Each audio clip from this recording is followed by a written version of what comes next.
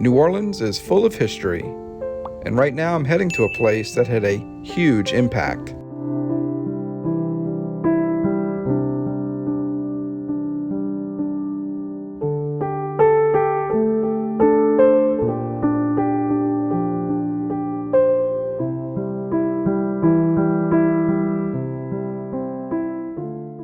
In the neighborhood of Treme, there's an old church called St. Augustine Catholic Church. It is the oldest African-American Catholic parish in the United States.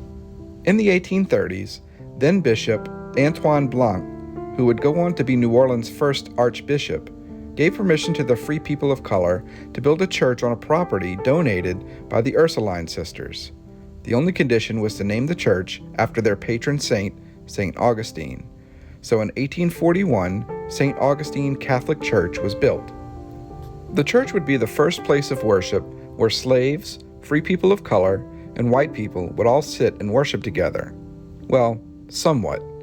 At that time, church pews had fees, so the free people of color reserved and paid for pews specifically for those who were still enslaved. This didn't sit well with the other church members who were white.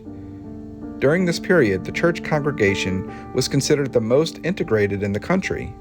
Out of spite, white people tried to buy more pews than the people of color, starting what was nicknamed the War of the Pews. However, more pews would ultimately be purchased by the free people of color and given to those who were still enslaved. By the way, inside the church, the pews are still the original pews.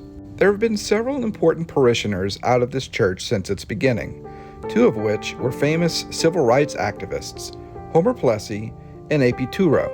So, who was Homer Plessy? A quick bit of info: while searching for a photo of Plessy to use for this video, I kept finding this photo of this man over and over on various sites.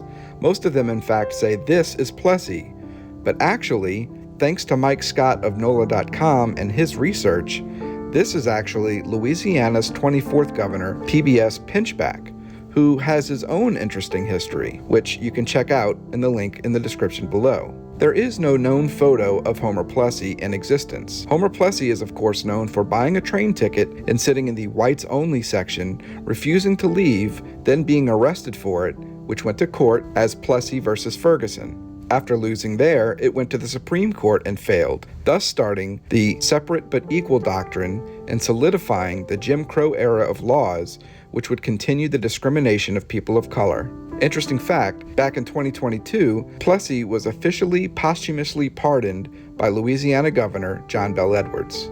Alexander Pierre, or A.P. Touro, was an attorney who would later join the NAACP and file many lawsuits to make Louisiana enforce the separate but equal doctrine brought about from the Plessy versus Ferguson trial.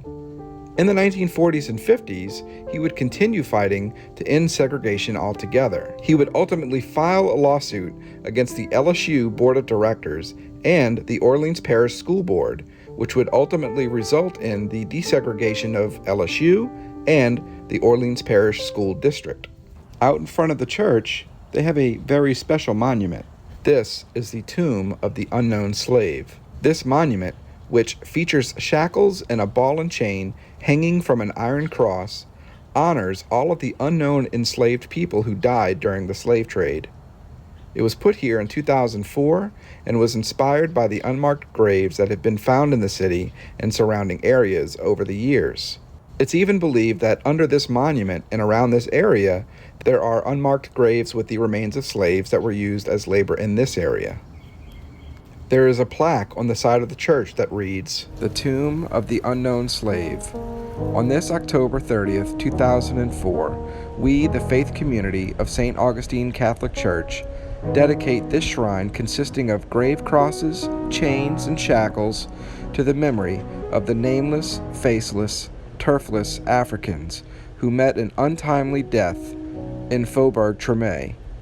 The Tomb of the Unknown Slave is commemorated here in this garden plot of St. Augustine Church, the only parish in the United States whose free people of color bought 2 outer rows of pews exclusively for slaves to use for worship. This St. Augustine Treme shrine honors all slaves buried throughout the United States and those slaves in particular who lie beneath the ground of Treme in unmarked, unknown graves. There is no doubt that the campus of St. Augustine Church sits astride the blood, sweat, tears, and some of the mortal remains of unknown slaves from Africa and local American Indian slaves who either met with fatal treachery and were therefore buried quickly and secretly, or were buried hastily and at random because of yellow fever and other plagues. Even now, some Treme locals have childhood memories of salvage restoration workers unearthing various human bones, sometimes in concentrated areas such as wells. In other words, the tomb of the unknown slave is a constant reminder that we are walking on holy ground. Thus, we cannot consecrate this tomb because it is already consecrated by many slaves' inglorious deaths, bereft of any acknowledgement, dignity, or respect, but ultimately glorious by their blood, sweat, tears, faith, prayers, and deep worship of our Creator. Learning about the history of things around us is important, so we know not only where we ourselves come from, but also where others have come from too. Learning about the history of another person or people or race or whatever, you evolve as a human, and we should continue to do so. Thanks for watching. I hope you enjoyed a little lanyap. From this Who Dat, go pass a good time.